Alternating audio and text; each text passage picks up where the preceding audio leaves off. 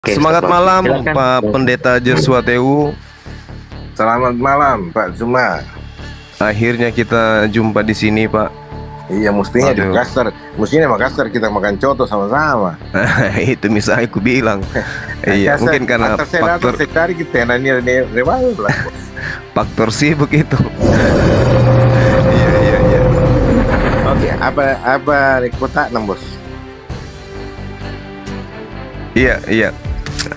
Tambah ini Pak Pendeta ya, inilah bagusnya kalau orang yang berilmu yang kemudian tampil di permukaan memberikan pencerahan kepada anak bangsa gitu ya, supaya kita semua itu bisa berdialog dengan baik, mendudukkan perkara kebenaran dua agama ini.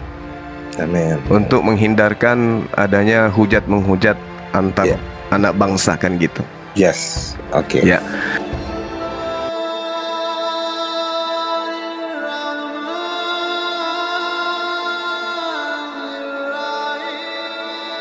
Kalau masalah ketuhanan itu panjang kalau mau didebatkan ya.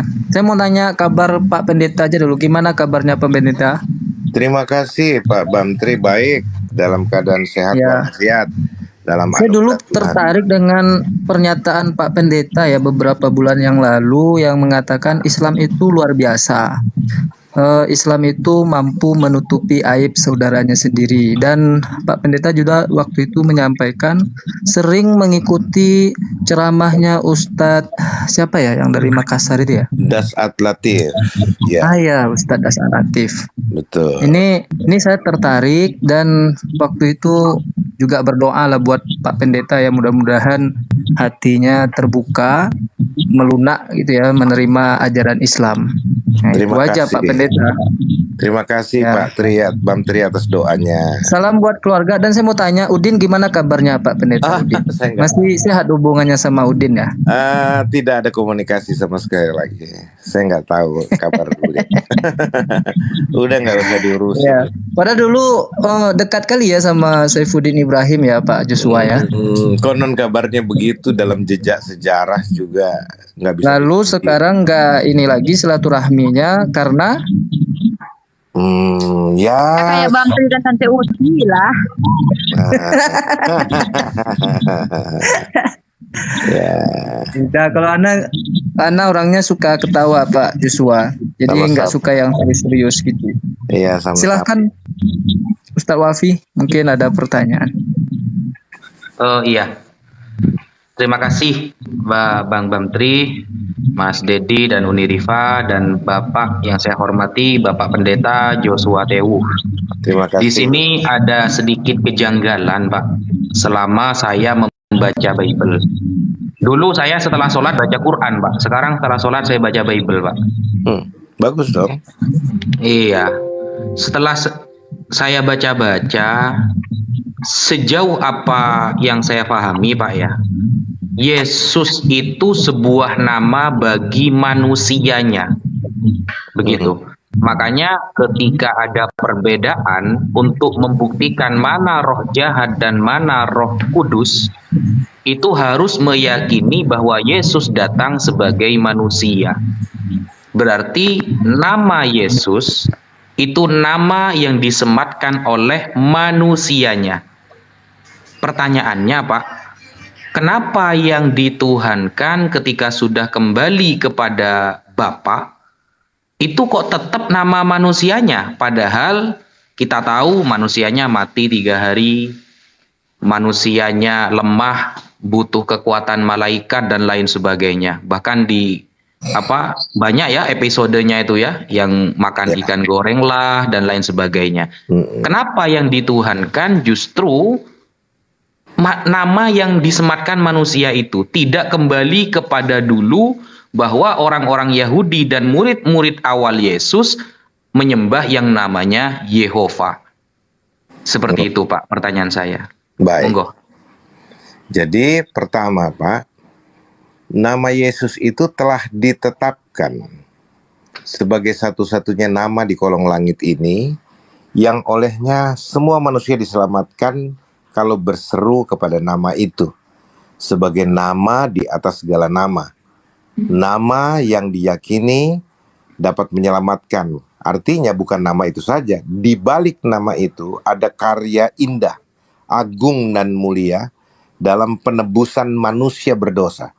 Supaya, bukan, saya tidak pernah gunakan penebus dosa manusia.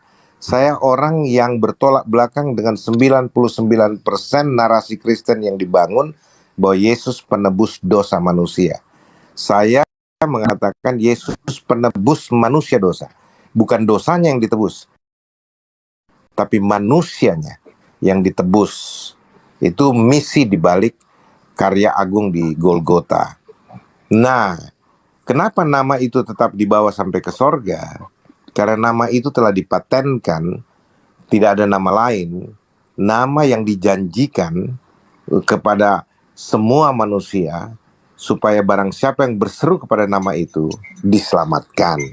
Lalu pertanyaannya, bagaimana dengan Yehova? Sebenarnya Yehova itu tidak asli Alkitab, termasuk Yahweh. Ya, apakah pakai H atau tanpa H.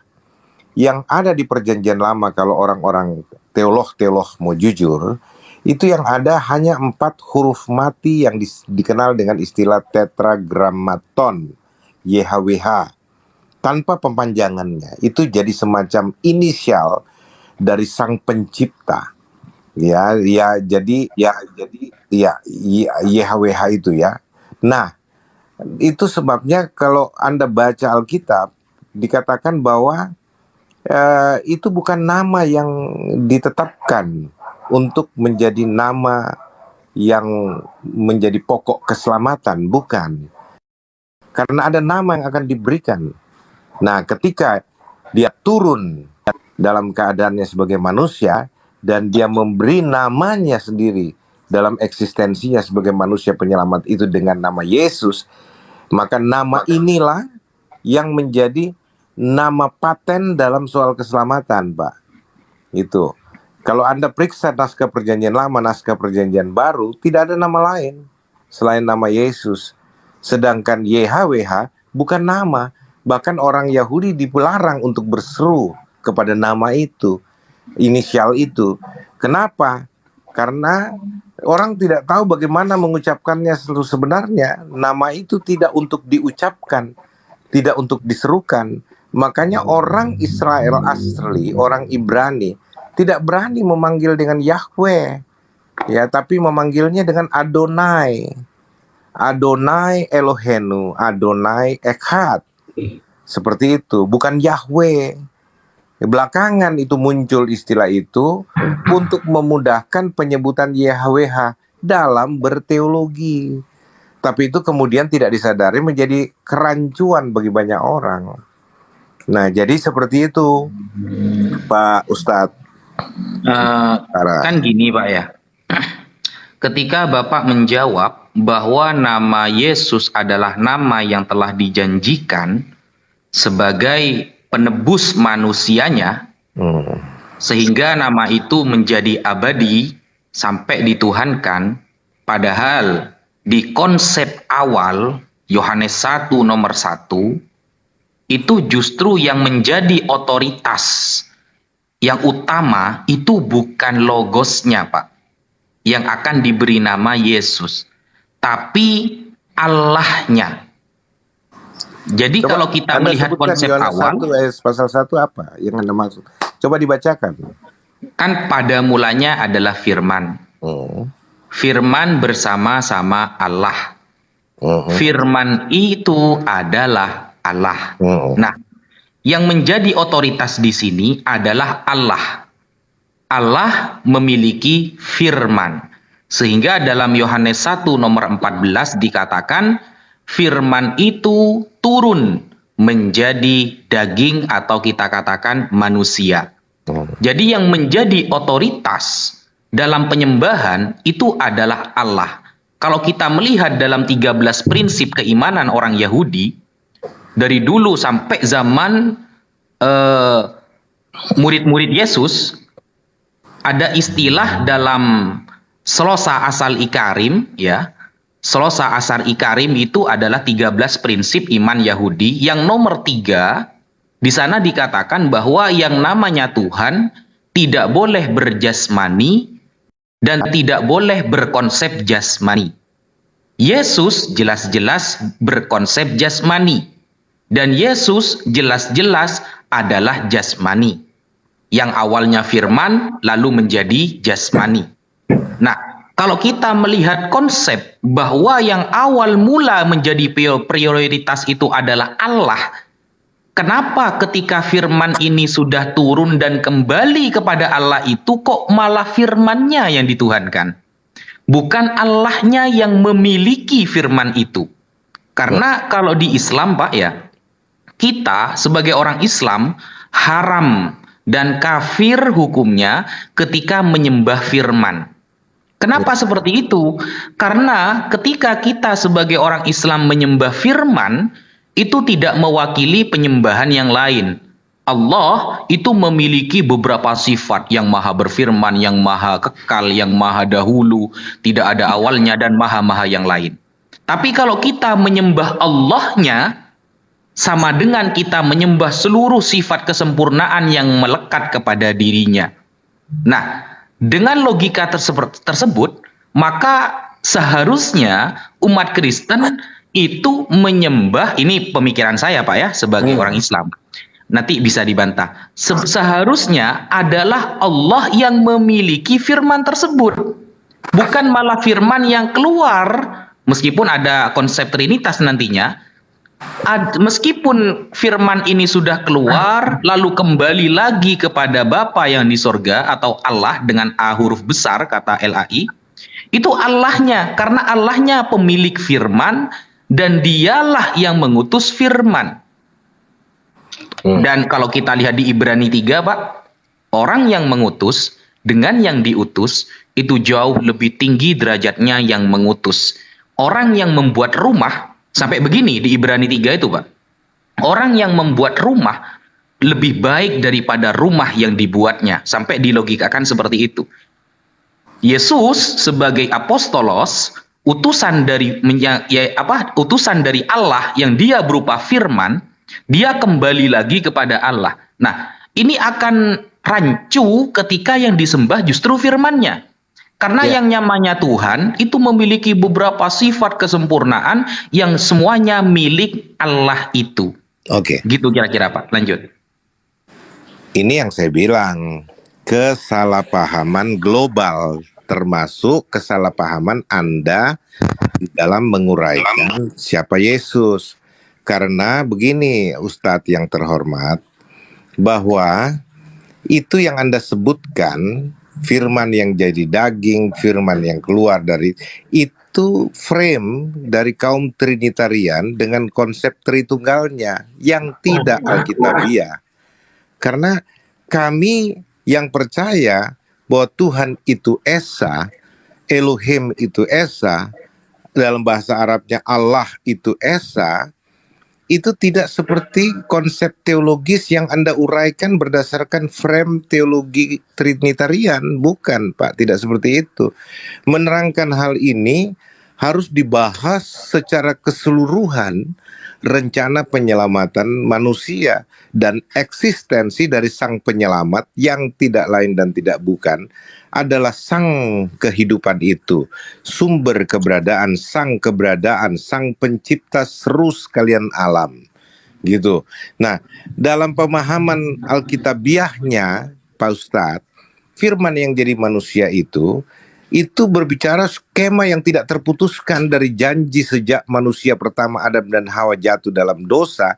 Allah telah menjanjikan juru selamat yang akan datang, gitu loh. Yang Yesaya nubuatkan yang tidak lain dan tidak bukan adalah dia sendiri yang akan datang dalam rupa manusia, manusia terurap yang disebut dengan Mesias di perjanjian lama, dan di perjanjian baru adalah Kristus, istilah Kristus. Dua istilah berbeda dengan satu figur, satu misi yang sama, ya, artinya penyelamat. Nah, kalau kita mau berbicara tentang bahwa firman itu jadi manusia, itu berbicara tentang Allah telah menjanjikan juru selamat untuk menyelamatkan setiap manusia keturunan Adam yang telah jatuh dalam dosa dan berujung pada maut. Karena upah dosa adalah maut, gitu loh. Nah, sehingga ketika firman itu jadi manusia, bukan berarti ada pribadi kedua turun, atau kemudian ada sublimasi yang keluar dari sang Bapa lalu menjadi manusia, terpisah dari sang Bapa dan sebagainya. Itu konsep teologi Tritunggal yang triteistik, kalau saya mau katakan. Kalau saudara-saudara saya orang Tritunggal tidak terima, saya katakan bahwa Tritunggal itu berbasis triteistik. Ya mereka sebenarnya harus kembali kepada skenario yang dikatakan Tuhan telah menggenapi janjinya. Jadi firman yang telah menjadi manusia itu artinya Pak, janji tentang penyelamatan lewat seorang juru selamat, yaitu dia yang diurapi, yaitu dia sendiri yang datang dalam keadaannya sebagai manusia, itu telah tergenapi di dalam diri Sang Mesias yang diberi nama Yesus. Jadi tidak ada bicara ada pribadi lain yang kemudian dituhankan, tidak. Dia dari sononya memang Tuhan. Dia Tuhan yang menyatakan dirinya dalam rupa manusia. Gitu Pak Ustadz. Oke, lanjut Bang Zuma. Oke, saya mau sapa dulu. Assalamualaikum warahmatullahi wabarakatuh, Bang Zuma.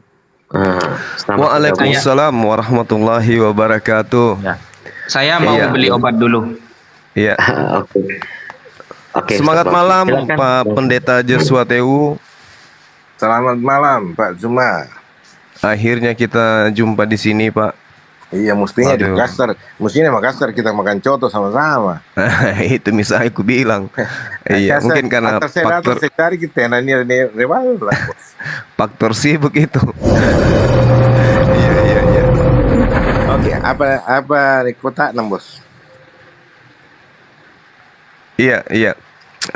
Tambah ini Pak Pendeta ya, inilah bagusnya kalau orang yang berilmu yang kemudian tampil di permukaan memberikan pencerahan kepada anak bangsa gitu ya, supaya kita semua itu bisa berdialog dengan baik, mendudukkan perkara kebenaran dua agama ini.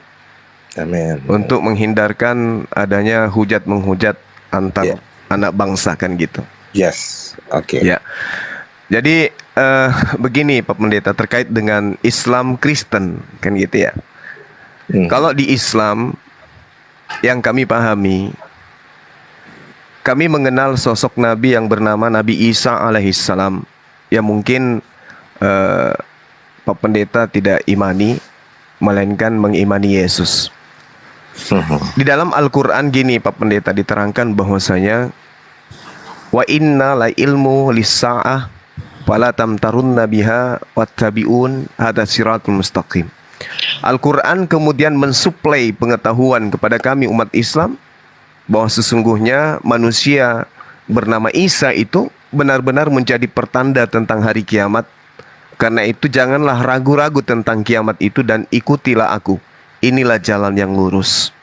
Nah, yang kami pahami secara garis besar, Nabi Isa alaihissalam datang kepada Bani Israel, kemudian Nabi Isa alaihissalam itu ditolak, lalu kemudian ingin dibunuh, lalu Allah menyelamatkan beliau, diangkat ke langit. Nah, kondisi ini kemudian, ini pandangan saya sebagai seorang muslim, kondisi ini kemudian dimanfaatkan oleh ahli kitab orang Farisi untuk menjajakan sebuah konsep kepada Romawi dan Yunani, di mana konsep itu Nabi yang tadi melakukan mukjizat ini kemudian diajarkan sebagai dewa yang datang dalam rupa manusia. Nah, yang ingin saya sampaikan di depan Pak Pendeta ini, tolong disikapi, diluruskan ketika pemahaman saya ini keliru. Baik Pak. Saya ingin mengatakan bahwa antara Yesus, Isa, itu tidak ada hubungannya dengan Kristen sama sekali dalam hal pengajaran. Kenapa saya mengatakan demikian? Sebab di dalam kitab yang Pak Pendeta pegang, Matius 24 nomor 27 misalnya, sebab sama seperti kilat memancar dari sebelah timur dan melontarkan cahayanya sampai ke barat, demikian pula kelak kedatangan anak manusia. Yang saya pahami, anak manusia di sini adalah Yesus yang datang untuk yang kedua kalinya.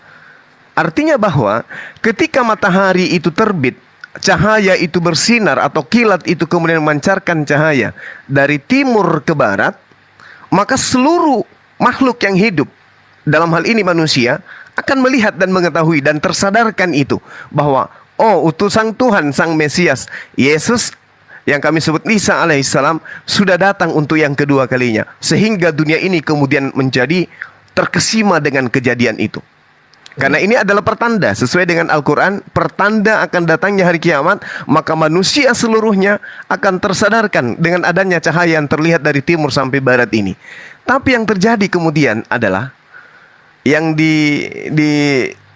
disampaikan kepada kita dari teman-teman Kristen, tapi kami hargai itu adalah iman. Datangnya Yesus ke padang pasir pada saat ada ahli kitab bernama Paulus, orang Farisi, yang dia sendiri dengan orang-orang yang ada sekelilingnya yang melihat Yesus datang. Padahal kedatangan yang kedua itu belum. Nanti setelah cahaya itu bersinar dari timur ke barat. Yang kedua kali menurut Al-Quranul Karim. Tapi ternyata ketika Yesus mengatakan, berpesan, jangan kau mendengarkan, jangan kau mendekati, jangan kau percaya ketika ada orang yang berkata ada Mesias di sini, ada Mesias di sana. Jangan kau percaya, kata Yesus. Tapi ternyata penilaian saya, pengakuan Paulus mengaku bertemu Yesus, siapakah engkau? Siapakah engkau Tuhan? Akulah Yesus yang kau aniaya. Itu di luar konsep yang diajarkan oleh sosok Nabi yang datang kepada Bani Israel. Ajaran yang ditambah-tambahkan menurut saya sehingga melahirkan konsep Kristen. Ini pandangan saya, Pak Pendeta. Karena Anda orang berilmu, tentu memahami hal yang saya sampaikan. Saya mohon untuk dicerahkan, khususnya kepada saya yang mungkin salah dalam menilai itu. Silakan. Baik, saudaraku Pak Suma, saya sangat menghargai, sangat menghormati pemahaman akidah Islam yang Anda sebutkan tentang Isa Al-Masih yang berlandaskan Al-Quranul Karim. Saya tidak membantahnya. Artinya itulah kepercayaan Islam berdasarkan kitab suci Al-Quran. Nah, hanya jikalau Anda kemudian memparalelkan antara Al-Quran dan Alkitab seolah-olah itu satu warna, disinilah persoalan tafsirnya, bahwa apa yang Anda katakan atau dengan penuh rasa hormat, apa yang Anda kutipkan berdasarkan ajaran Al-Quran, itu tidak diajarkan oleh Alkitab. Iman Kristen berdiri di atas bukan mitos para Yahudi, ahli Taurat dan orang Farisi, bukan. Iman Kristen dibangun berdasarkan kitab suci Alkitab Perjanjian Lama sampai Perjanjian Baru. Kitab Kejadian pasal 1 ayat 1 sampai dengan Wahyu 22 ayat 21. Nah, tidak ada kita mendirikan iman kami di atas story atau hikayat atau mitos yang ada di sekitar para Yahudi, orang-orang Farisi, ahli Taurat, termasuk seperti yang Anda bilang tadi, Pak Suma, soal konsep tentang Yesus itu dijajakan, ditawarkan kepada bangsa Romawi, ya, dan itu mitos yang berkembang pada saat itu, dan kemudian diparalelkan dengan Paulus adalah orang yang kemudian mengajarkan konsep yang salah yang tidak diajarkan oleh Kristus sendiri. Nah, itu sebabnya saya katakan bahwa kalau kita berbicara mengkombinasi atau memixkan, mencampur adukkan antara pemahaman Al-Quran dan Alkitab, kita akan dikaburkan dengan hal itu. Dominasi Islam dalam soal pemahaman Isa Al-Masih yang menganggap bahwa Isa Al-Masih itu adalah Yesus dan memaksa Alkitab atau orang Kristen harus mengaminkan apa yang diajarkan Al-Quran. Disinilah letaknya kekeliruan itu, saudaraku. Nah, tapi saya sendiri sangat menghormati. Kalau begitu kepercayaan Islam, ya nggak ada masalah, silahkan. Disinilah yang bahasa Indonesia dari apa yang terkenal dengan ayat kum dinukum, apa ya, agamamu adalah agamamu, agamaku adalah agamaku. Begitu, Sari Batang. Sederhana saja. Iya, baik. Sebelum kita lanjut, saya ingin tahu dari Pak Pendeta, apa nggak keberatan kita dialog kayak begini, Pak? Enggak, saya nggak keberatan sama sekali. Artinya, asal dialog itu dengan motif untuk mencari pengetahuan yang benar atau untuk mengkonfirmasi. Kayak Bapak bilang, itu kan saya sangat hormati, sangat hargai Pak Suma. Ketika Anda bilang, kalau pemahaman saya salah, tolong diluruskan. itu kan sportivitas yang patut dijunjung tinggi, patut dihargai. Makanya ketika Anda berbicara seperti ini, saya sangat menghormati, saya sangat memberikan apresiasi dan semua teman-teman yang lain. Saya justru kadangkala bicara begini, maaf ya, tidak meremehkan saudara-saudari saya seiman.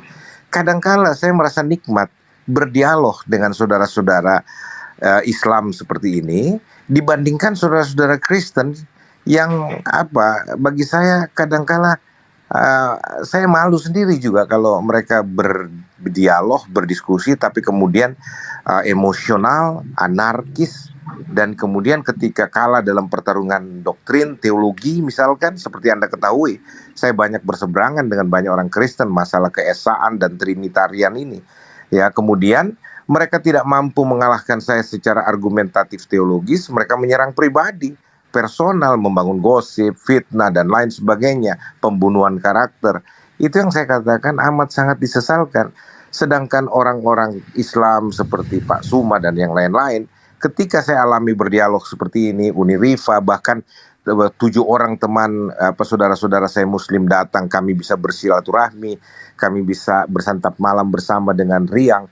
Bukan berarti kita tidak mendiskusikan agama, iman, perbedaan, bahkan saling ajak mengajak. Misalkan Uni Rifa suka bercanda, ini kesempatannya kayaknya Pak Yosua ucapkan 2 kalimat syahadat. Lalu saya bilang, oke, kita gantian, kamu terima Yesus, saya bimbing ya, dan tidak ada masalah, kita saling mengakrabkan diri tanpa perlu emosional, marah, anarkisme atau maki-maki dan sebagainya.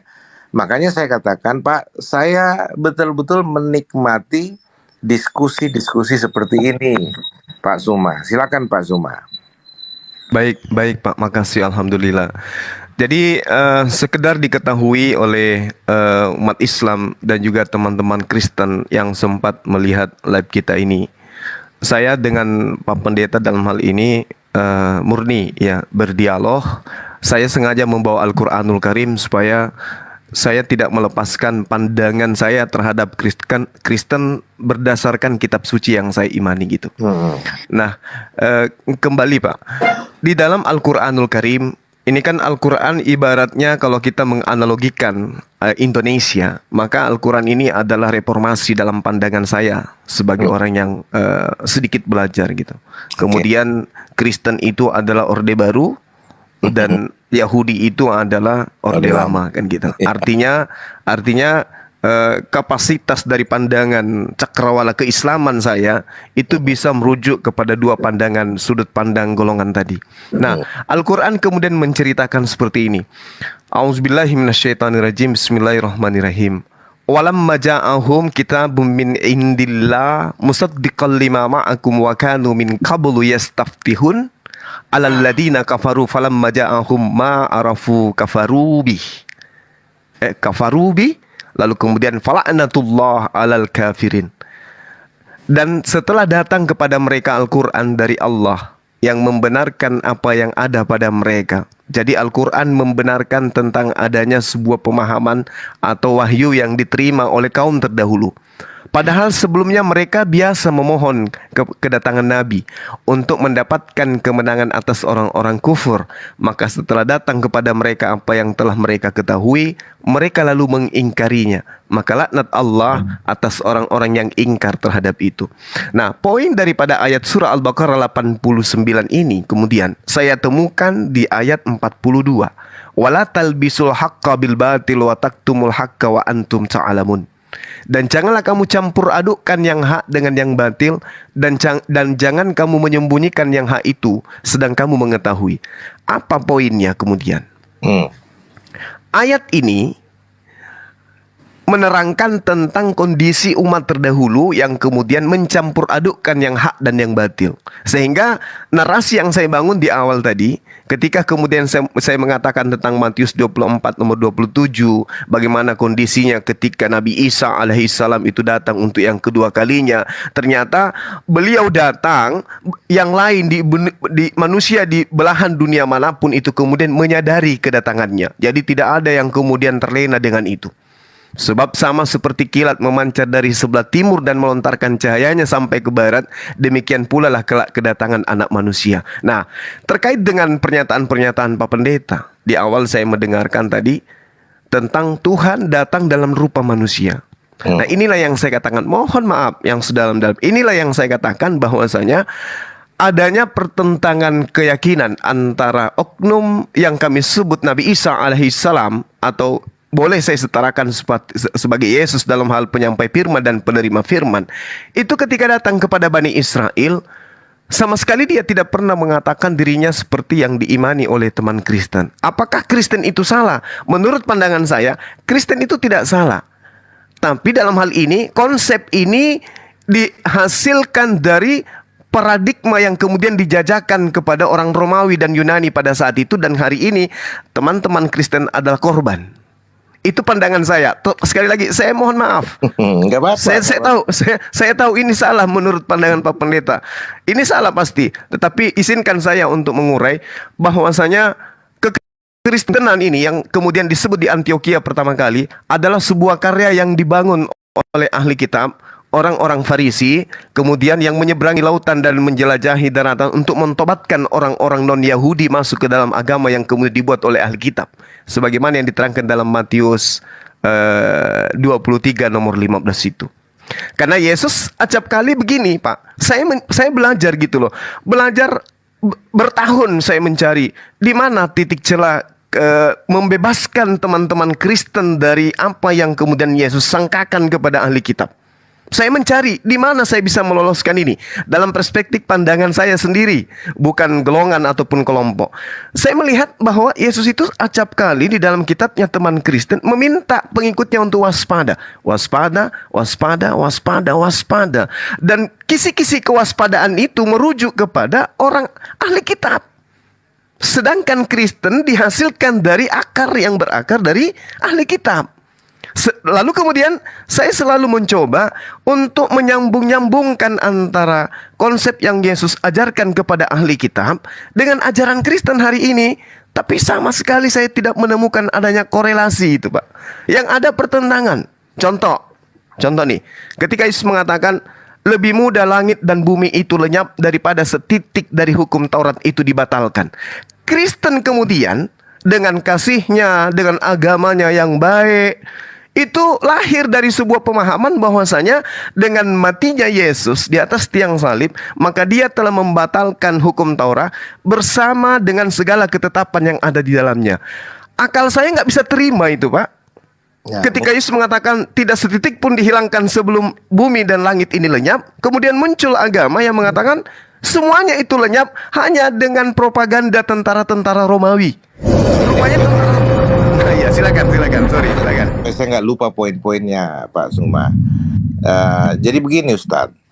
Jadi narasi yang Anda bangun berdasarkan perspektif Islami yang Anda yakini, itu sebenarnya kalau kami katakan tadi, itu hak Anda untuk membangunnya, membangun narasi seperti itu. Tapi di dalam kultur Kristen pun, bahkan sejak awal tidak seperti itu. Kekristenan tidak dibangun atas propaganda atau hasil kinerja menjajakan konsep yang keliru terhadap Romawi dan kemudian jadi Kristen. Tidak seperti itu. Karena kekristenan itu dibangun berdasarkan nubuatan bahwa ada umat baru yang akan dibangun oleh Sang Mesias. Dalam kitab Yeremia itu dikatakan. Jadi kekristenan itu lahir dari penggenapan nubuatan itu juga, pengikut Kristus. Dan kami tidak pernah mengklaim kekristenan itu sebagai agama. Hanya dia mengadaptasi di setiap negara yang punya aturan hukum yang berbeda. Bagi saya pribadi, kekristenan adalah soal relationship, hubungan pribadi antara Sang Pencipta dengan umat manusia yang telah jatuh ke dalam dosa lewat Kristus Yesus dengan karya penebusannya yang diajarkan oleh Alkitab, bukan hasil propaganda para ahli Taurat dan orang-orang Farisi, Pak Zuma. Dan ini tidak sama sekali sesuatu yang Anda campur adukan antara kutipan-kutipan ayat yang saya aminkan. Kalau kutipan ayatnya saya aminkan, tapi ketika Anda bangun narasi dari kutipan kutipan itu yang salah, Pak Zuma. Tidak seperti itu, termasuk misalkan ya bahwa kitab Taurat hukum Taurat itu dibatalkan di Kolose 2:15 yang Anda maksud itu oleh kematian Kristus, dan itu tidak masuk di akal Anda karena saya bisa pahami karena Anda tidak memahami dalam konteks holistik keseluruhan karya penebusan, bahkan mulai dari janji penebusan itu sampai penggenapannya. Nah, kenapa hukum Taurat dibatalkan? Hukum Taurat itu dikatakan sebagai pengawal sampai yang benar itu datang, sampai iman itu datang, gitu loh. Nah, sekarang misalkan begini, Pak Zuma, saya mau gambarkan, analogikan itu begini. Kalau yang mengawal ini digunakan sebelum dia tiba pada tujuannya, itu terus dibatalkan, itu salah. Tapi kalau misalkan yang mengawal ini sudah sampai kepada tujuannya, dia setelah menyelesaikan tugasnya dan tidak perlu lagi melanjutkan kawalan itu karena dia sudah sampai, gitu loh. Nah, Taurat mengawal sampai kepada iman, sampai kepada Yesus datang. Nah, Yesuslah penyempurna seluruh tuntutan hukum Taurat, Pak Zuma. Nah, itu sebabnya ketika Yesus menggenapi semua itu, hukum Taurat tidak dibutuhkan lagi. Ya, itu hanya bayangan, hakikatnya adalah Kristus, Pak Zuma. Gitu. Nah, kalau kita mau bicara ini secara detail, kita memang butuh waktu beradaptasi. Jadi bagi saya, Pak Zuma, itu hukum Taurat itu seperti brosur untuk sebuah apartemen yang akan dibangun misalkan ya. Brosurnya dikasih tahu ini sekian begini. Makanya seluruh hukum Taurat itu dengan tradisi simbolik, ibadah simbolik Israel itu kayak brosur bahwa Mesias yang akan digambarkan itu harus dijaga janji itu dengan ibadah-ibadah simbolik. Nah, ketika brosur tentang apartemen itu diedarkan, apartemen itu belum ada. Ketika apartemen itu sudah selesai dan menyerahkan kunci, brosurnya nggak dibutuhkan lagi, nggak perlu dilanjutin lagi, Pak Zuma. Gitu loh, kita tinggal masuk dan menikmati apartemen itu. Kira-kira seperti itu analoginya, Pak. Oke, baik. Sekali lagi saya minta maaf yang sedalam-dalamnya ya, Pak Pendeta. Ini pandangan saya sebagai seorang Muslim ya, Pak ya. No problem. Bukan. Alhamdulillah, Masya Allah. Jadi gini, sangat menarik dengan paparan dari Bapak gitu ya. Tapi beda pendapat itu adalah hal yang wajar kurasa.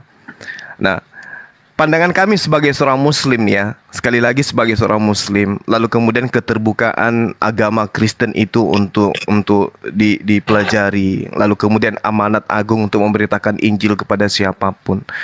Lalu kemudian instruksi dari Al-Quran kepada saya untuk belajar gitu, membawa saya pada kondisi di mana saya belajar tentang Bible.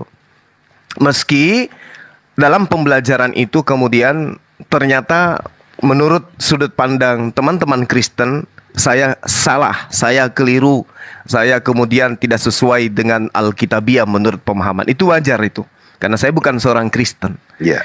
Tapi izinkan saya berpendapat di dalam hasil penemuan pelajaran saya ini, proses belajar mengajar saya yang saya alami. Yeah. Nah, ketika kemudian dalam pandangan Islam ada yang dikatakan persaksian, kesaksian iman, kesaksian tentang Tuhan, kesaksian diri sebagai hamba Tuhan, kesaksian diri sebagai utusan Tuhan. Itu juga saya temukan di dalam kitabnya Pak Pendeta Yohanes 17 nomor 3. Nah, ini masih ada uraian rangkaiannya dengan uraian kita tadi. Inilah hidup yang kekal itu, yaitu bahwa mereka mengenal Engkau satu-satunya Allah yang benar, dan mengenal Yesus Kristus yang Engkau utus. Ini adalah cerminan Taurat, kesempurnaan Taurat. Ada yang mengutus, ada yang diutus. Nah, lalu kemudian kalau saya mendefinisikan ini, memaknai ini dengan narasi keislaman saya, di situ sangat jelas dikatakan tidak ada Tuhan selain daripada Allah, Yesus utusan Allah. Kalau kemudian saya mempersaksikan syahadatainnya, la ilaha illallah Isa Rasulullah. Pandangan saya sebagai manusia biasa nih yang memiliki akal, ketika saya bertanya pada diri saya, apakah makna dari ayat ini di situ adalah 3 menjadi 1, atau 1 menjadi 3, atau 1 kemudian tetap 1, tetapi pada prinsipnya dia menjadi 3. Nah, inilah yang kemudian masih berputar-putar di kepala saya. Ya. Sedangkan dalam poin ini, hidup kekal itu mendudukkan pribadi Yesus dalam cakupannya dia sebagai manusia, sebagai utusan. Poinnya adalah dia mengakui orang-orang Yahudi ketika ingin hidup kekal, dia kudu wajib hukumnya mendudukkan perkara ini dengan serius bahwa Yesus itu hanya sekedar utusan Tuhan. Nah, saya dibingungkan dengan adanya kitab Yesaya 63 nomor 9 yang mengatakan bukan utusan, bukan duta. Sedangkan Yesus mengatakan dirinya adalah utusan. Lahir kemudian Kristen saudara saya yang mengatakan bahwa Yesus yang utusan itu adalah Sang Tuhan itu sendiri. Nah, disinilah saya menemukan sebuah dilema pada diri saya yang kemudian justru akan semakin menguatkan iman saya. Dan saya semakin cinta kepada Yesus. Gitu loh, gitu loh Pak Pendeta. Iya, menarik. Oke, silakan Pak Zuma. Ya, karena pembahasan seperti ini kan memang sebenarnya memicu keinginan tahu kita lebih dalam satu dengan yang lain untuk belajar.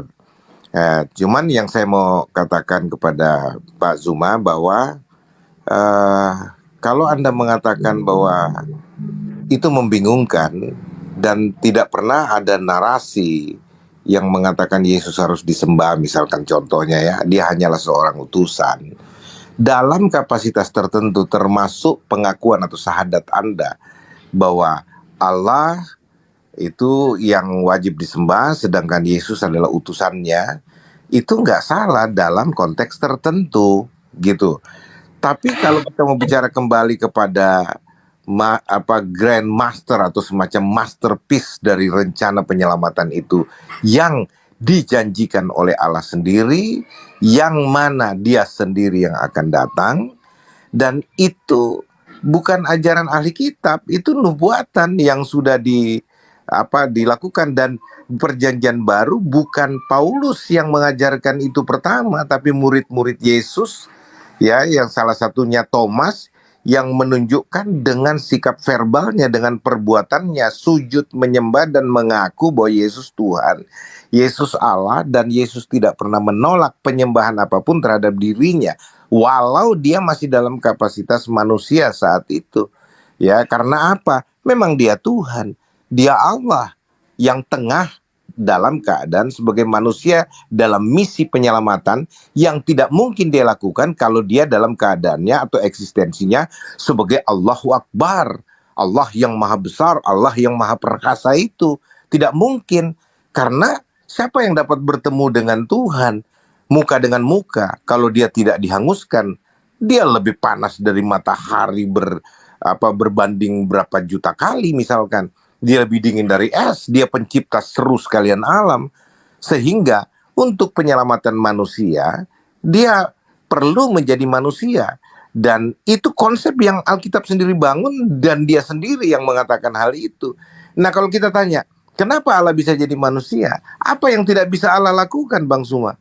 Segala sesuatu tidak ada yang mustahil, termasuk dalam konsep penyelamatan yang dia prakarsai sendiri.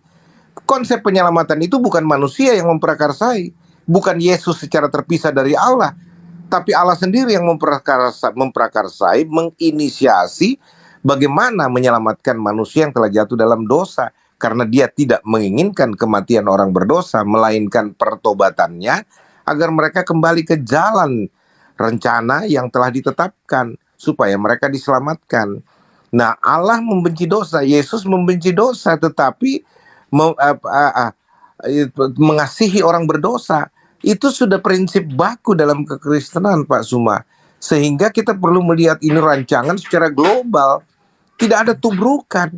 Dalam kapasitasnya dia sebagai manusia penyelamat seperti yang dinubuatkan, ada beberapa ayat di Alkitab yang mengatakan hal itu. Bahkan dalam 2 Timotius 3 ayat 16 itu, 1 Timotius 3 ayat 16 itu, itu mengatakan bahwa dia telah menyatakan dirinya dalam rupa manusia. Dan penyembahan coba Pak Zuma kalau belajar Alkitab sungguh-sungguh, adakah Yesus pernah menolak penyembahan kepada dia? Tidak ada, Pak. Dia menerima penyembahan itu karena memang dia Tuhan, dia Allah. Seperti itu contohnya. Jadi banyak hal yang perlu kita melihat di dalam perspektif kekristenan yang alkitabiah secara murni, tidak dimix dengan perspektif Islami, Pak Zuma. Tapi dengan demikian juga saya tetap menghormati, dan inilah kekayaan tafsir di ruang pencari ilmu, para pencari ilmu seperti Pak Zuma dan teman-teman, sehingga orang-orang dengan motif yang benar untuk mengkonfirmasi apa yang mereka punyai lewat pertanyaan-pertanyaan yang lahir, itu harus diapresiasi. Apapun model pertanyaannya, gitu. Dan saya sangat senang karena punya pengalaman akhirnya berbicara dengan Pak Zuma yang orang gambarkan kasar, brutal, dan sangat anarkis sebagai pengejek Kristen. Tapi saya alami dengan Pak Zuma nggak seperti itu. Orangnya santun, orangnya bijak. Kita cuma pernah clash informasi ketika di YouTube pernah mau direncanakan live, tapi kemudian setelah semua kesepakatan dengan Zulkifli kalau saya nggak salah, itu kemudian dibatalkan karena saya menginginkan Pak Zuma live on cam, tapi Pak Zuma katanya nggak mau. Persoalannya cuma di situ. Lalu kemudian saya tidak lagi beredar-edar.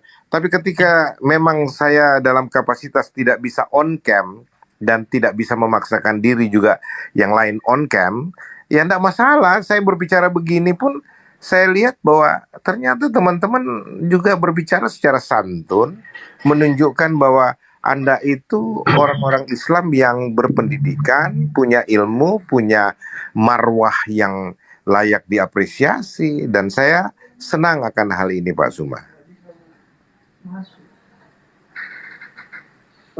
Baik, Pak. Mungkin Pak Pendeta masih ada waktu barangkali, atau ada kesibukan, atau masih bisa dialog sedikit, Pak? Pak, saya izin sebentar aja, saya akan balik. Mohon maaf karena mobil saya ternyata mengganggu, ada parkiran di depan. Anak saya mau pulang, jadi mobilnya mesti keluar. Saya ambilkan dulu ini. Sebentar aja, Pak. Saya jeda sebentar ya. Mohon maaf ya Pak Zuma dengan teman-teman. Saya baik. Saya akan kembali ya. Baik, terima kasih Pak Joshua. Halo Pak JT. Iya. Sedikit ya teman-teman. Pak, kami di Kalibata nih Pak. Iya, Kalibata sama Uni ya. Oke. Sorry. Sorry. Oke, silakan. Lanjut. Pak, di Kalibata? Saya sedang tidak di Kalibata, Pak. Saya di rumah yang satu, bukan di apartemen. Oh. Iya. Oh, bukan di Kalibata. Iya, aduh. Kalibata, Pak. Enggak, kami cuma kumpul di sini karena ada jemput si kawan. Kalau kasih tahu saya pasti di situ itu. Kirain Bapak di sini mau ngajak sate. Oh, pasti kalau itu. Siap. Mohon maaf, saya nggak ada perencanaan di tadinya karena saya ada di rumah yang satu. Maaf. Ya. Oke, sebentar ya, Pak. Sebentar. Oke, siap. Kita sebentar. Oke, baik. Silakan lanjut Bang Zuma. Iya. Saya tertarik dengan yang disampaikan oleh saudara kita tadi ya, Pendeta Joshua Tewu. Beliau juga banyak memberikan pandangan-pandangan tentang apa yang saya narasikan tadi, dan ya itu dia, karena saya seorang muslim, logika saya upayakan untuk nyampe kepada apa yang dijelaskan.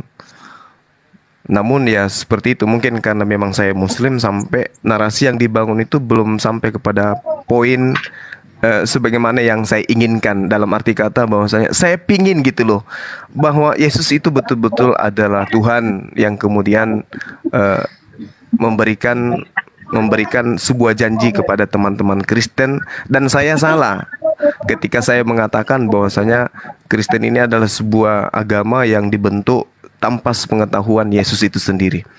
Nah, mungkin nanti kalau misalnya Pak Pendeta yang kita hormati ini masih mau hadir, karena beliau saya yakin beliau nggak nyangka kalau akan berdialog dengan kita sampai sejauh ini. Bang Zuma. Iya. Tapi ada isinya loh yang disampaikan oleh Pak Joshua Tewu tadi itu. Ya, gimana deh? Satu yang saya tangkap tadi yang berisi ya, bahwa PL atau perjanjian lama itu, Torah itu adalah brosur. Ini yang paling saya ingat dari apa yang dia sampaikan tadi. Nah, Kalau saya ditanya, tentang itu atau saya diminta untuk menanggapi hal itu, inilah beratnya sehingga saya itu katakan saya makin cinta kepada Yesus. Kenapa? Ajarannya semakin kita telaah lebih jauh berdasarkan Bible, itu semakin bersentuhan dengan Al-Quran. Dan teman-teman Kristen ketika dia membangun sebuah narasi, melahirkan sebuah pemahaman yang saya pahami bahwasanya semakin membuat jurang pemisah antara Kristen dengan Yesus itu sendiri. Contoh misalnya, ketika dikatakan Taurat itu adalah brosur, kita melihat saya nih di dalam 1 Raja-Raja 2 nomor 3 misalnya, lakukanlah kewajibanmu dengan setia kepada Tuhan. Ini perintah. Hukumnya dalam Islam itu wajib. Segala sesuatu yang hukumnya wajib ketika ditinggalkan dosa. Perintahnya, lakukanlah kewajibanmu dengan setia terhadap Tuhan. Dengan hidup menurut jalan yang ditunjukkannya. Dengan tetap mengikuti segala ketetapan, perintah, peraturan, ketentuannya. Seperti yang tertulis di dalam hukum Musa. Tapi saudara kita tadi mengatakan, hukum Musa itu yang ada di hukum Taurat itu hanya brosur. Sementara Tuhan memerintahkan wajib hukumnya. Nah sekarang yang mana yang harus kita ikuti dan kita percayai? Perintah Tuhannya atau apa yang dikatakan oleh brosurnya, yang dikatakan brosur? Sedangkan kalau kita berbicara, itu tadi yang berbicara adalah kitab di luar daripada yang dituliskan oleh Nabi Musa dalam pandangan teman Kristen. Lalu bagaimana yang dituliskan Musa misalnya di dalam Ulangan 11 nomor 1? Haruslah engkau mengasihi Tuhan. Wajib. Ini lagi-lagi pandangan Islam. Kita kan bukan, mereka sahabat kita ini kan bukan Islam. Jadi cara pandang kita menyikapi sebuah perintah dengan mereka mungkin berbeda. Kalau umat Islam menyikapi ini, harus engkau mengasihi Tuhan, maka kedudukannya wajib. Dengan cara apa? Nah itu, dengan cara apa kita mengasihi? Ternyata data itu menerangkan, dengan cara melakukan dengan setia kewajibanmu terhadap Dia, dengan senantiasa berpegang pada ketetapannya, peraturannya, dan perintahnya. Nah, di mana termaktub itu? Di hukum Taurat. Tapi ternyata hukum Taurat itu hanya brosur. Nah iya. Makanya kalau ada kawan-kawan yang mengatakan tadi tidak ada poin yang bisa diambil dari apa yang disampaikan oleh Pak Pendeta Joshua Tewu itu, saya tegaskan lagi, ada poinnya tadi ya, bahwa PL itu adalah brosur. Nah, mungkin tahun 2024 nanti jadi spanduk. Ya, terus gini, teman-teman. Kan? Adinda, tolong sedikit dari saya gitu ya. Nah, untuk menyelisih apa yang kemudian diterangkan di dalam 1 Raja-Raja 2 nomor 3, Ulangan 11 nomor 1, atau kita tambah 1 poin Yosua 1 nomor 7, bagaimana kemudian perintahnya kepada Bani Israel agar jangan menyimpang ke kiri dan ke kanan, melainkan tetap teguh terhadap pengajaran Musa. Itu kemudian kita melihat bagaimana dia mengambil contoh Thomas di dalam Yohanes 20 nomor 28. Di situ memang dikatakan bahwasanya afekrite Thomas kai eipen otomatis. Ho kurios. Nah, ini yang harus tapi saya rasa pendeta ini paham sampai ke sana. Thomas mengatakan kurios. Artinya kalau dia mengatakan kurios dan juga mengatakan theos, sama sekali itu tidak merujuk kepada Yesus. Kenapa saya mengatakan di sini? Karena jelas sekali pada data Yohanes 20 nomor 28 ini, kata kurios dan juga kata theos ini itu menggunakan bentuk nominatif. Artinya saya sebagai orang Makassar nih ya, paham betul bahwa untuk subjek yang dibicarakan tidak ada di tempat. Berarti Thomas tidak sedang berbicara dengan oknum yang ada di depannya sebagai ungkapan bahasa tadi. Kurios, ho theos. Tapi merujuk kepada oknum yang ada di luar sana. Makanya Yesus nggak menampik, Yesus tidak menolak, Yesus tidak mengatakan, oh aku bukan theos, oh aku bukan kurios. Yesus tidak menampik itu. Kenapa? Karena Yesus paham sekali kata kurios dan theos itu bukan untuk dirinya, tetapi untuk sang Dia yang telah mengutus dirinya. Contoh misalnya di dalam Matius 27 nomor 63. Dan mereka berkata, Tuan, kami ingat bahwa si penyesat itu sewaktu hidupnya berkata, sesudah 3 hari aku akan bangkit. Nah, kata Tuan di sini itu kurie. Artinya itu subjeknya jelas merujuk kepada Yesus, bukan kepada esensi di luar Yesus yang mengatakan kurios tadi. Ini kurie artinya merujuk kepada dirinya. Maka akan berubah kemudian dari nominatif ke vokatif. Dan saya rasa seorang pendeta terpelajar seperti Pak Pendeta Joshua Teo itu pasti ngerti. Bukan kurios, tapi kurie yang harus ditujukan kepada Yesus ketika Thomas mengatakan, oh Yesus itulah Tuhannya, Yesus itulah Allahnya, Yesus itulah pencipta langit dan buminya. Tapi faktanya tidak. Dia mengatakan kurios, bukan kurie. Dia mengatakan theos, bukan kepada theon dan seterusnya. Ini artinya bahwa Yohanes 20 nomor 28, Yesusnya ada di depan Thomas. Sementara kenapa Thomas tidak mengatakan kurie, malah mengatakan kurios? Artinya Thomas menisbahkan kata kurios itu merujuk kepada esensi yang ada di langit, bukan yang ada di depannya. Andai saja kata Tuhan dan kata Allah itu ditujukan kepada Yesus, maka jelas sekali Thomas akan mengatakan kurie, bukan kurios. Sorry, Ini adalah saya udah masuk ya. Oke, thank you. Silakan Pak Pendeta. Pertama soal hukum Taurat, bahwa kalau Anda membuat semacam penghakiman bahwa saya salah dan tanda kutip bahasa saya sadis mengatakan hukum Taurat sebagai brosur, itu sah-sah saja persepsi Anda, tetapi itu sangat menyesatkan publik, Pak Suma, bahwa Anda tidak bisa memaksakan perspektif Islami untuk diterima dalam perspektif Kristen yang mengatakan bahwa hukum Taurat punya masa berlaku sampai pada Kristus datang. Setelah itu bukan lagi hukum Taurat pemberlakuannya, tapi hukum kasih. Dan perintah itu harus dilakukan sampai yang dinubuatkan dalam hukum Taurat itu tiba, yaitu Yesus. Dan sejak itu tidak lagi menggunakan prinsip perjanjian lama. Anda mengatakan bahwa Al-Quran adalah semacam buah reformasi. Artinya Al-Quran yang harus dirujuk. Nah sekarang kalau saya bicara bahwa perjanjian baru ajaran Yesus itu merupakan ukuran, bukan lagi perjanjian lama, kok Anda tidak bisa terima? Itu pemaksaan seperti ini yang saya katakan menyesatkan publik, Pak Suma, dengan penuh hormat ya. Termasuk ketika Anda mengatakan soal narasi yang Anda bangun tentang penyembahan Thomas, dan Anda mau mengatakan bahwa konsep pemahaman kami salah, Alkitab yang dihasilkan dalam terjemahan bahasa Indonesia oleh para pakar di Lembaga Alkitab Indonesia itu bukan pakar ecek-ecek, Pak Suma. Tapi itu orang-orang yang sudah teruji kepakarannya di seluruh dunia yang berkumpul dalam keahlian masing-masing, ahli sejarah, ahli arkeologi, ahli bahasa, dan sebagainya. Bukan sempalan, Pak. Dan Anda tidak bisa mengukur bahwa apa yang dihasilkan dalam Alkitab perjanjian Alkitab dalam bahasa Indonesia, teks bahasa Indonesia, itu salah dan harus kembali ke bahasa aslinya.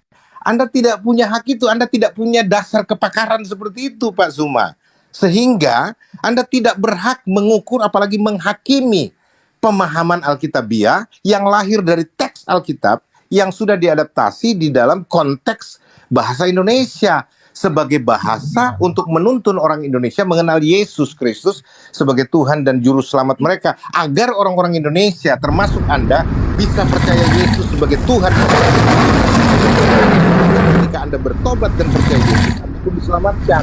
Itu maksudnya, Pak Suma.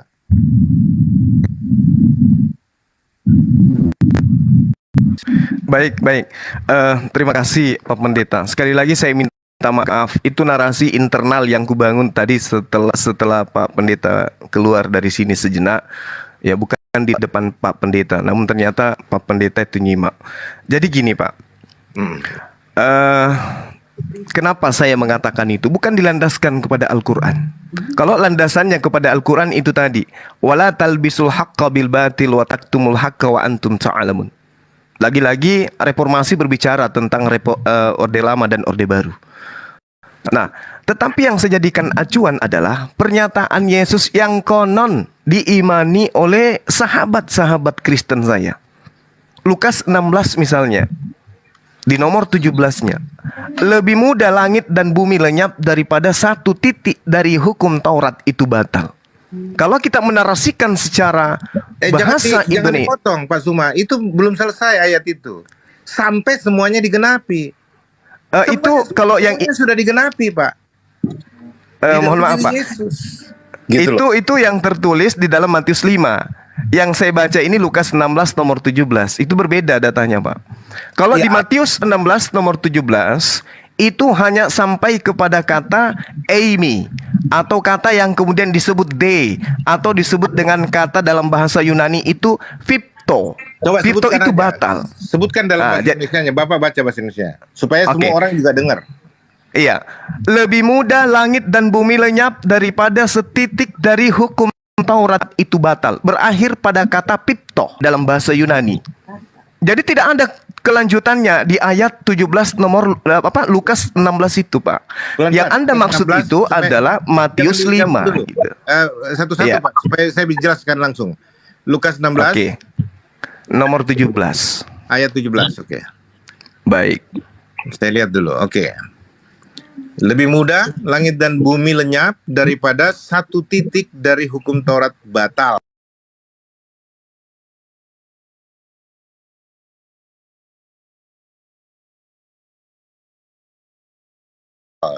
Oke.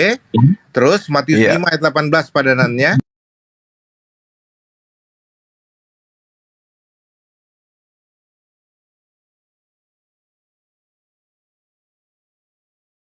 Bukan yang kurangnya, itu dalam hukum pemahaman Alkitabiah.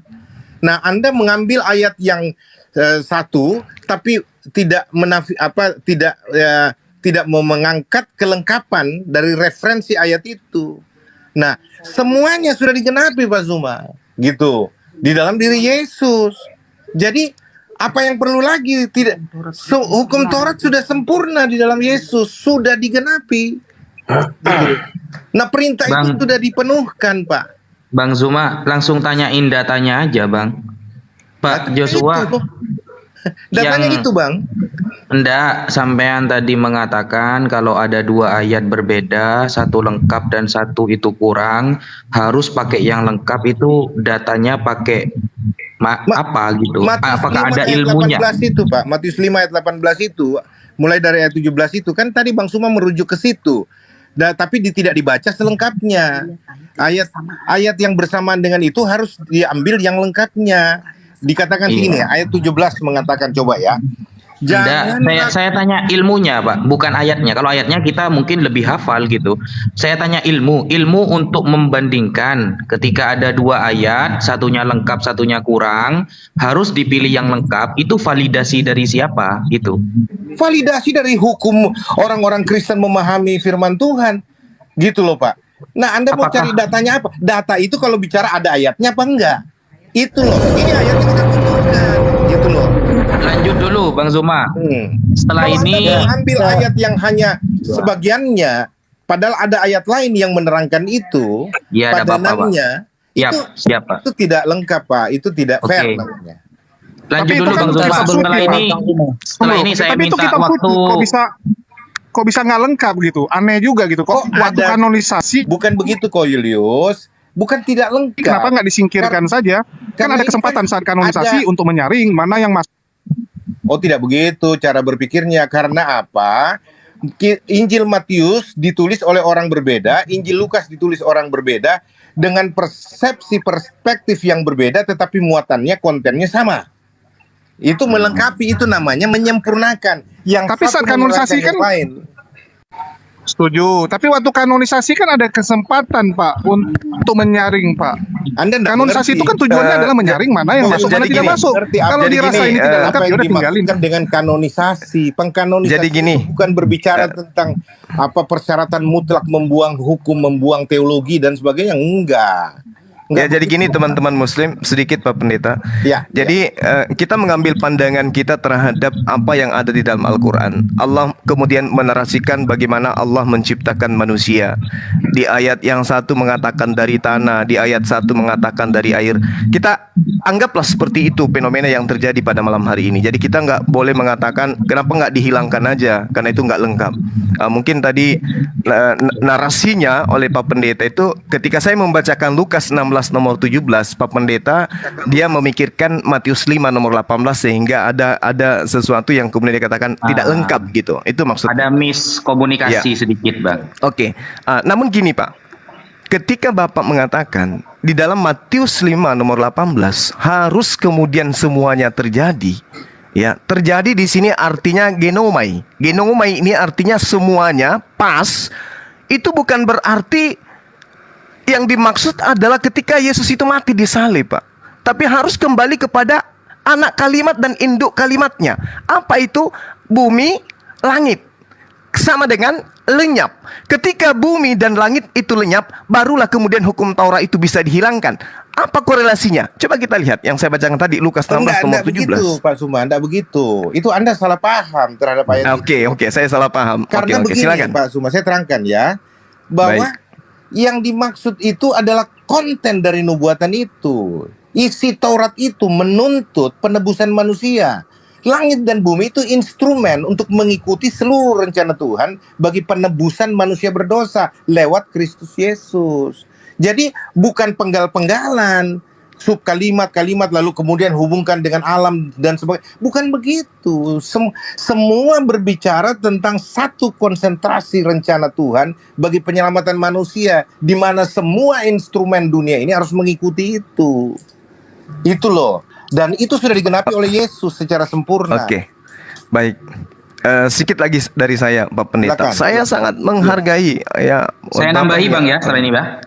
Iya, saya sangat menghargai itu. Lagi-lagi saya mengatakan saya berdiri di sini hanya sebagai seorang Muslim, bukan sebagai seorang Kristiani yang kemudian menyelisih pendetanya, bukan. Jadi ketika ada pandangan yang berbeda itu wajar. Jangan menjadikan kemudian seperti saya dengan teman-teman Kristen lainnya itu nyahut-nyahutan oleh karena adanya tendensi saling ingin mengunggulkan argumentasi. Oh, tidak. Karena Bapak adalah seorang pendeta yang saya hormati.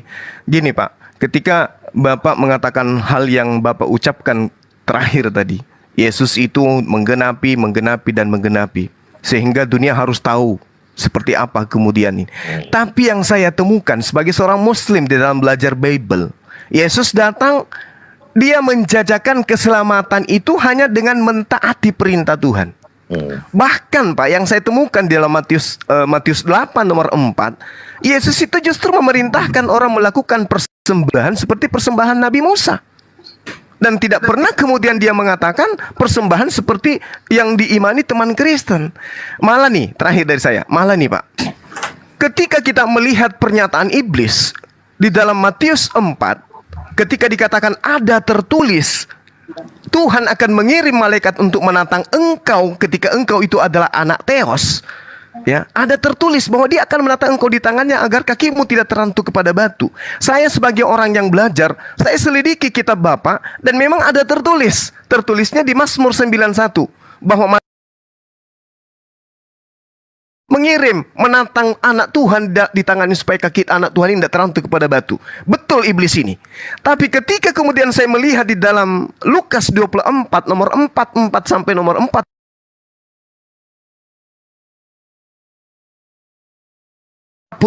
ketika Yesus mengatakan ada tertulis di Mazmur,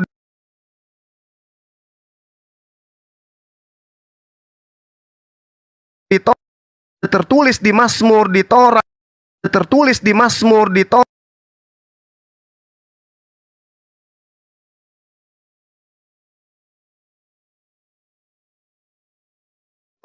lalu kemudian dikatakan dalam kitab para nabi bahwa dia akan bangkit, dia akan mati dan bangkit pada hari ketiga di antara orang-orang mati.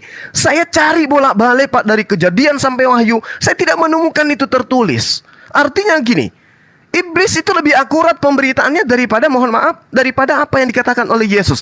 Atau Lukas dalam memberi catatan ini tidak menemukan data itu di dalam kitabnya orang Yahudi, sehingga ada ketimpangan yang terjadi. Nah, inilah makanya saya katakan ketika Bapak mengatakan kesempurnaan itu adalah ketika Yesus itu sudah disalibkan di atas tiang salib. Saya tidak menemukan poin-poin ini kecuali dari iman Kristen yang harus saya hormati, yang saya harus junjung tinggi bahwa itu adalah konsep keyakinan, nggak boleh diganggu gugat. Tapi dialog itu harus tetap dibangun. Saya kira begitu Pak Pendeta dari saya. Lukas 24 nomor 44 sampai nomor 26 itu mungkin besok hari atau lusa atau tahun depan Pak Pendeta masih mau berdialog dengan saya. Sekiranya data itu sudah bisa disajikan, agar kiranya saya menggugurkan konsep yang saya imani, yang saya pahami tentang agama saudara-saudara saya. Demikian Pak, silakan. Baik, baik. Tenang Pak Pendeta ya. Sebentar. Saya di sini sepakat dengan apa yang disampaikan oleh Pak Pendeta tadi, bahwa Alkitab itu dibuat oleh para pakar. Betul, di Kristen itu banyak pakar. Misalnya Yusuf Manubulu itu pakar Bukan tipu-tipu. dibuat dalam pengertian apa ya, itu diterjemahkan oleh berbagai pakar berdasarkan keilmuan mereka masing-masing, bukan dibuat. Beda lagi persepsinya nanti kalau bicara Oke, baik. dibuat. Maka karena terlalu banyak pakar di dalam Kristen, makanya kitab-kitab Anda itu Pak banyak kontradiksi. Salah, Anda Ya, salah. ada kontradiksi yang sederhana, premis yang berpikir biasa, ada Anda pula yang salah, serius. Pak. Premis berpikir Nah, Anda contoh salah. misalnya seperti ini ya. Tidak, Maaf Pak usah Pendeta. dilanjutkan karena sudah salah cara berpikir Anda. Bukan para pakar yang buat Alkitab, itu yang buat Alkitab Tuhan, bukan pakar. Nah, ini saya narasinya berdasarkan narasi Anda tadi, Loh, Pak. kok jadi Tidak Tuhan yang salah. buat Pak? Tapi kan saya sudah itu jelaskan kenapa Anda bukan bertahan dengan apa yang Anda nomisasi, salah Pak. pahami. Enggak, Enggak, ini bukan narasi saya baru. jelaskan bahwa tidak begitu maksud saya, Anda tidak lagi boleh berpijak pada apa yang Anda salah tafsir. Itu tidak Oke, fair. terserahlah siapa. Enggak pakar ya. Berarti ditarik ya narasi pakar tadi itu Tidak, ya. saya tidak tarik penterjemahannya. Itu kita bicara Oke. bahwa Alkitab Oke, baik kita dalam ke bahasa terjemahannya, Indonesia Pak. diterjemahkan Kita ke oleh terjemahannya. berbagai pakar dari berbagai disiplin ilmunya yang berpadu baik. menghasilkan terjemahan Oke, yang mantap. dapat Saya kunci dipegang. jawabannya, Pak. Kunci. Saya kunci jawabannya. Ya, kita ke terjemahannya, Pak ya. Saya katakan tadi dalam kitab Anda itu ada kontradiksi yang biasa, sederhana, sampai ke yang serius. Ini yang seriusnya ada, Pak. Yang seriusnya misal Anda lihat di Ezra 2.5 dengan Nehemia 7.10. Dalam Ezra itu jumlah anak arah itu tertulis berapa? 775 orang. Tetapi sebentar. dalam Nehemia berapa? Dituliskan oleh penerjemah. 652 orang. Ini kalau Anda tanya sebentar, lompat sini, lompat sana, lari sini. Bukan, ini berdasarkan Ini- narasi Anda, Pak. Ini tidak berbicara tentang dialog yang sehat. Kalau kita berbicara satu topik, kita selesaikan dulu. Baru kita lanjut ke topik yang berikutnya. Misalkan kayak Bang Suma, saya belum selesai menjawab, Anda sudah potong. Jadi seolah-olah apa yang dinarasikan Bang Suma itu benar semua. Enggak seperti itu, Enggak, Bang. saya membenarkan malah perkataan Anda. Bukan Bahwa gitu. penerjemah kitab Anda itu Saya berdasarkan harus juga- pakar-pakar gitu. Saya harus menjelaskan dulu. Misalkan contoh Matius 8 ayat 4 itu. Lalu Yesus berkata kepadanya, "Ingatlah, jangan engkau memberitahukan hal ini kepada siapapun, tetapi pergilah perlihatkan dirimu kepada imam dan persembahkanlah persembahan yang diperintahkan Musa sebagai bukti bagi mereka." Ini Bang Suma tarik secara linear apa yang harus diselesaikan dalam konteks hukum Taurat, lalu kemudian memaksakan orang-orang Kristen melakukan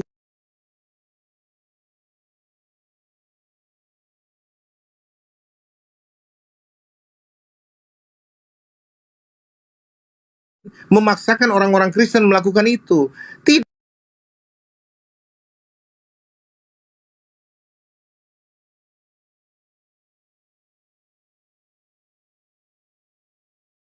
itu.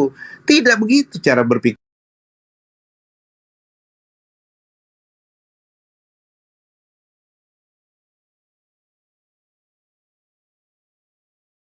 Pikirnya, tapi cuma menerangkan pikirnya, tapi cuma menerangkan ini.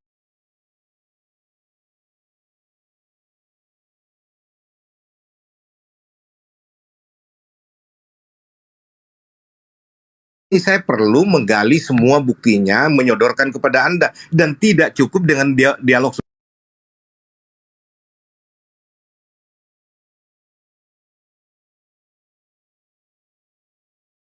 seperti ini, Pak.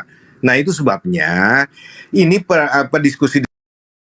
diskusi seperti ini hanya untuk kita memberikan semacam pemahaman-pemahaman bahwa kekristenan itu memahami Nah, sedikit Pak ya. Tadi saya sedikit hampir tergugah loh Pak dengan pernyataan jenengan yang sangat saya hormati ketika jenengan mengatakan Yesus Tuhan gara-gara Yesus membiarkan murid-muridnya menyembah Dia. Itu di ayat mana itu Pak? Saya kok baru tahu itu.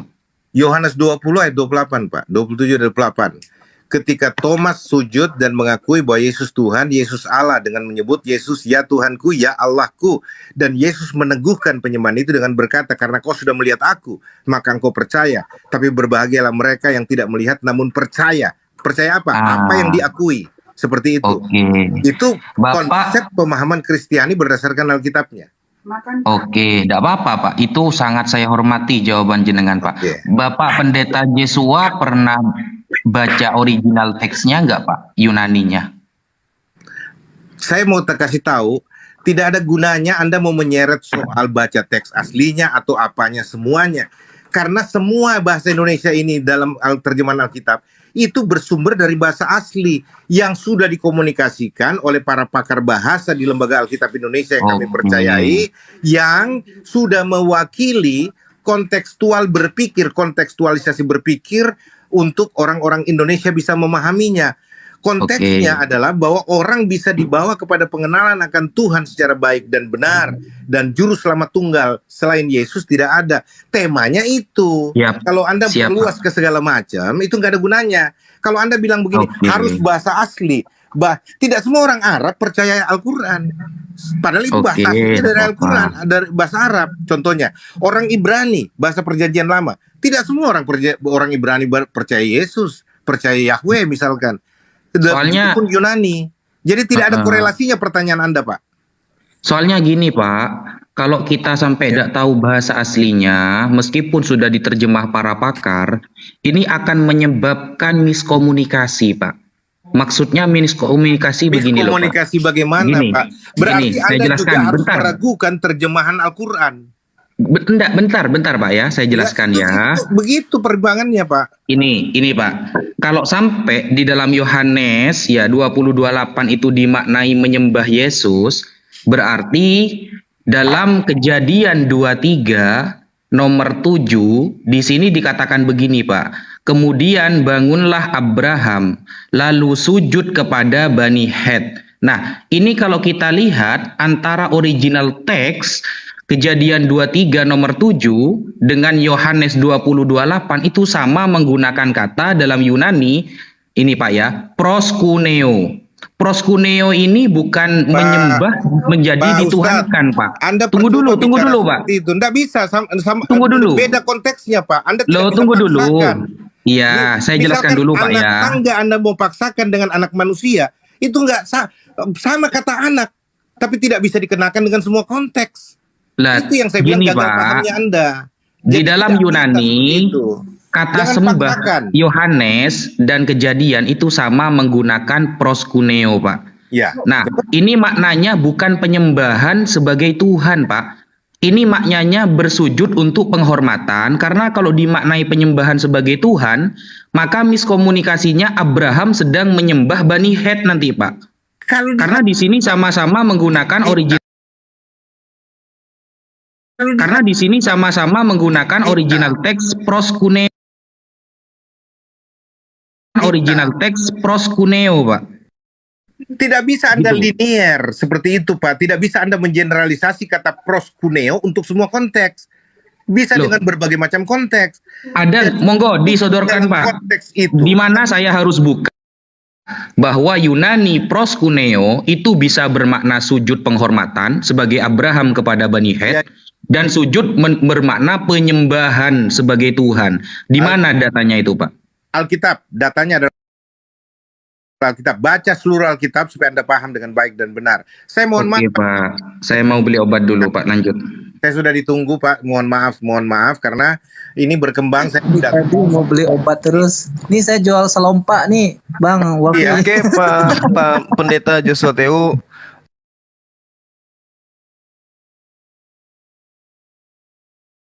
Terima kasih banyak Pak atas kehadirannya di sini. Saya mewakili adik-adik saya Bang Suma, mengucapkan terima kasih. Saya juga Sama-sama. mengucapkan terima kasih kalau kita Baik, Pak, berbicara baik. seperti ini semata-mata hanya untuk bertukar Ya, pemahaman betul, saja. betul. Gitu. Iya, benar, Dan benar, Pak. Benar. no Ya, personal feeling ya, no hard feeling. Yes. Terima kasih oke. Pak Thank you. Joshua. Siap,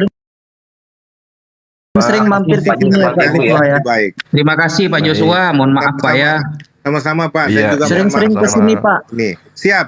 Kita bisa ngobrol lebih jauh nanti ya. Oke. Oke, Mohon maaf baik, harus Pak. Oke, pergi mantap. sekarang, Pak. Ya. Makasih. Sehat selalu, Pak Pendeta. Baik, baik. Sama-sama Bang Suma, Tuhan berkati. Sama-sama. Shalom. Iya, siap, siap. Salam. Terima kasih Pak Joshua Tewu ya. Makasih Pak. Sehat selalu di sana Pak Joshua Tewu. Oke, silakan lanjut. Gimana? Aki Wafi udah dapat obatnya belum? Dari tadi beli obat terus. Iya. Saya udah Soalnya- jalan salompak nih. Saya bandingkan ya Yunani dalam Yohanes 20:28 dengan kejadian 23 nomor 7 itu sama-sama menggunakan Yunani proskuneo. Itu artinya sujud penghormatan seperti iblis kepada Adam. Ini bukan bermakna penyembahan kepada Tuhan. Karena kalau sampai dimaknai penyembahan berarti Abraham sedang menyembah Bani Het dalam kejadian. Kan tambah gabrul nantinya. Kalau saya tanyakan mana perbedaan proskuneo penyembahan sebagai Tuhan dan penghormatan, malah Pak Pendeta tadi suruh baca kejadian sampai Wahyu. Ya mending saya beli bodrek kalau gitu. Lanjut. Aki Edi, admin bisa nggak diundang si Mikana ke sini? Bisa nggak? Nggak bisa Mikana diundang, nggak mau dia, Uti aja. Ini Rifa masuk. Uti mau. Saya lagi masuk Bang Tri, Uni mau coba masuk, dia udah janji kemarin. Kata dia kalau Uni masuk ke room dia naikkan Uni selama 15 menit, tanya 3 pertanyaan. Ini lagi antri ini di tempat Mikana dol-dol. Aku rindu kali dengar ketawanya si Mikana ini yang kayak misteri Gunung Merapi itu. Bukan rindu nangis ya lo, kok rindu ketawa bukan nangis ya. Rindu nangis. Oh, nangis. Ini Uni lagi antri, ini dia udah ngomong kemarin. Nanti Uni selama 15 menit. Ya. Kalau Bang Tri mau ikutlah di belakang Uni antri yuk. Nanti 15 menit kita bertanya 3 pertanyaan. Oke, siap. Gitu ya. Bang Tri di belakang Uni aja. Dibatasi Iya. memang 15 menit aja. Macam dokter Ini spesialis anak ya dia. baru Iya. nyoba TikTok nih. Baru nyoba TikTok, ternyata seru juga ya ngetawain Oten di sini. Iya. Ada satu fitur naik nih, thank you Brighton. Iya, kirain di YouTube doang yang enak ngedawain Oten-Oten ini, Mana? ternyata di YouTube lebih seru lagi Oke. ya. Selamat malam, thank you Brighton. Selamat gabung. Selamat malam bro. Ya malam. Iya, suaranya kecil. Suaranya kecil itu. Aduh. Headsetnya mungkin bisa dilepas atau itu. Malam. Aduh, suaranya noise. Frankie. Coba saya mute dulu. Suaranya itu noise itu. Ada kresek-kresek gitu bunyinya. Mungkin headsetnya itu. Coba buka lagi mic-nya. Di perbincangan. Iya, malam semua Pak Dedi Wijaya. Malam. Pak Malam bro. Bus. Ini Kristen Bang Edi, Bang apa? Kristen. Kristen. Oh, Kristen ya. Iya. Ya, Kristen. Ya. Jadi Iya, sebelum betul, lebih Kristen. jauh kita berdiskusi, saya mau tanya dulu ke kawan saya yang Kristen ini ya. Anda percaya Yesus itu sama dengan Isa apa tidak? Nah, karena kan berbeda pendapat juga ya antar Kristen gitu. Nah, si Bang Frankie, Anda percaya Yesus Isa itu sama apa beda? Coba silakan. Iya, pastinya kalau kita melihat dari sudut pandang kita masing-masing, dari saudara-saudara Muslim, pasti memiliki pemahaman tentang sosok Isa, dan kami sebagai orang Kristen juga memahami Yesus itu sebagaimana adanya, dia adalah Tuhan. Kira-kira begitu. Saya nggak nanya Ini punya- Tuhan loh Pak. Yang saya tanyakan Yesus Ya. dan Isa itu sama apa tidak gitu. Iya. Iya, tentunya kan pasti Bapak akan menggiring Lu saya ke suaranya noise, situ. bro. Bro Frankie, suaranya noise itu masih Artinya Bapak, tadi. oh iya. Jadi Bapak pasti menggiring saya untuk memberikan satu pemahaman atau memaksa, mengintervensi saya untuk bisa menjadikan atau menyamakan Nah, pengertian ini agak susah diajak bicara Isa. lebih dalam nih ya. Saya baru bertanya udah dituding aja, udah difitnah aja. Saya bertanya kok nggak memaksa. Oh, Jawab aja, Isa dan bukan. Yesus itu sama Bukan. apa tidak? Nah, jadi gini, konsep kekristen pasti berbeda. Ya gitu. Beda ya berarti ya? Karena pasti kalau kita melihat dari konsep Anda terlambat. ceritanya di Al-Quran Silakan. dan Alkitab itu memiliki definisi yang berbeda. Kayak gitu. Satunya lahir di pohon kurma, satunya lahir di kandang Bethlehem. Nah, Di- itu pas jawabannya. Yang lahir di kandang itu siapa?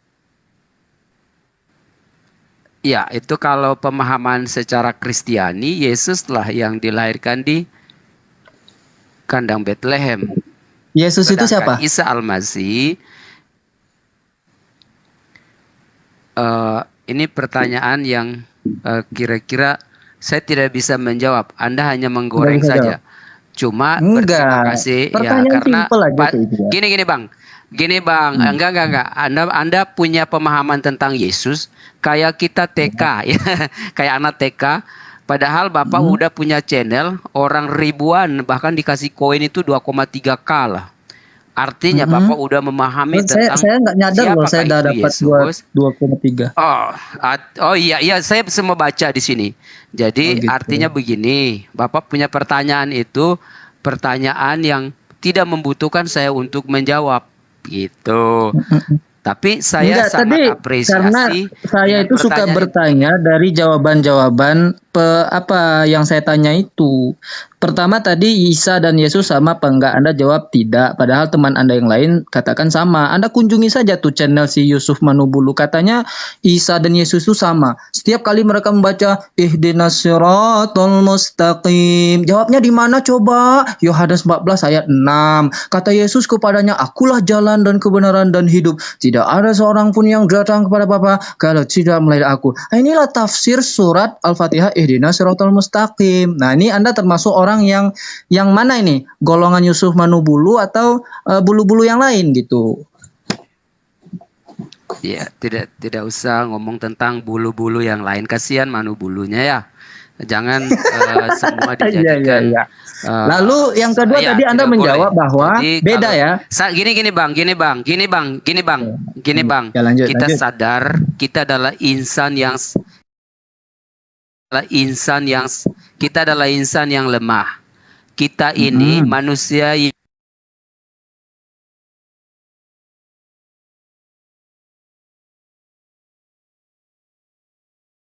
yang tidak sederajat dengan Tuhan. Kita ini kan pencari, eksodusi, artinya kita bersiar.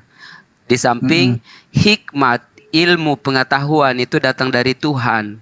Jadi Bang Tri, jika ada punya pemahaman itu, artinya Tuhan memberikan hikmat kepada Anda.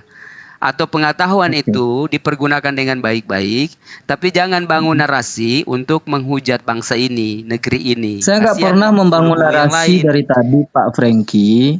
Anda yang membangun narasi dari Bukan tadi. gini. Gini loh Bang, jangan menghujat orang pribadi lepas pribadi. Manu bulu dibilang bulu-bulu Ya yang Allah, saya lain tidak pernah gitu. Nggak menghujat boleh tadi. gitu. Ya Allah, saya hanya bertanya, ya Allah. Ya Loh, Allah, saya hanya bertanya dari tadi yang bilang bulu-bulu yang lain itu siapa? Ya, Enggak, tapi itu jangan cuma begitu. intermezzo. Karena Anda golongan tidak ada yang satu mana? Karena gini Anda loh. mengatakan Iya, cuma tidak boleh begitu. Kalau mau berdiskusi dengan baik. Kasihan orang-orang. Nggak mungkin saya ngomong tentang Gus Dur. Ya. Saya nggak bisa permainkan orang seperti itu. Kasihan orang-orang. Bapak juga Lari mungkin saya pula tidak bisa ke Gus permain. Dur, ya Kecuali Allah. kita Lari pula ke Gus Dur. kecuali kita Soeharto. gini bang. Kecuali Oke, kita di sebentar, sini ada Frankie. konten. Oke, sebentar. Di sini ada yang mau iklan Kita sebentar, berkomedi Bang di Riko. sini gitu. Aku turunkan dulu si Ko Juli Ya, sebentar ya. silakan. Bang Riko. Oke, silakan lanjut dulu. Mm. Nah, saya kembali ke Bang Frankie ya. Oke, saya terima pernyataan Ya, siap. Anda yang mengatakan bahwa Isa dan Yesus itu tidak sama. Mudah-mudahan Pak Yusuf Manubulu, Sincop Papincopi mendengar dan menonton video ini ya, supaya besok dia ubah narasi-narasi narakoplaknya itu, nggak lagi memakai Isa ya. Karena kan di channelnya itu selalu Isa Al-Masih, Isa Al-Masih. Membaca surah Al-Fatihah jawabnya di Yohanes 14 ayat 6 gitu kan. Nah, lalu tadi ini bukan narasi saya ya, narasi Anda yang mengatakan bahwa Yesus itu beda karena dia lahir di kandang. Lalu Anda juga mengatakan kalau kita dapat hikmat yaitu bagi-bagi ke orang. Apa hikmatnya yang Anda dapatkan Yesus lahir di kandang? Nah, silakan. Oke, sebelum dijawab, instruksi sedikit, ada iklan dari Bang Riko Ferdinand Yosafat. Silakan Bang Riko. Baik, terima kasih Dedi. Assalamualaikum warahmatullahi wabarakatuh. Salam. Ya, saya sedikit iklan ya, maaf, tolong sebentar. Jadi saya ini sedang berjualan, baru merintis 3 bulan 4 bulan yang lalu, tapi belum begitu ya. Saya akan mengiklankan produk yang saya jual berbahan dasar ikan tenggiri ya, yaitu kerupuk ikan tenggiri, abon ikan tenggiri, peletek ikan tenggiri, stik cumi lada hitam, pastel mini abon ikan tenggiri, dan empek-empek sutra ikan tenggiri. Ya, buat yang berminat silahkan follow saya, lalu DM saya, pemesanan sementara melalui WA saya, insya Allah amanah dan halal. Tolong bantu kami ya dan dukung ya, buat teman-teman semuanya. Terima kasih Dedi. Wassalamualaikum warahmatullahi wabarakatuh. Waalaikumsalam warahmatullahi wabarakatuh.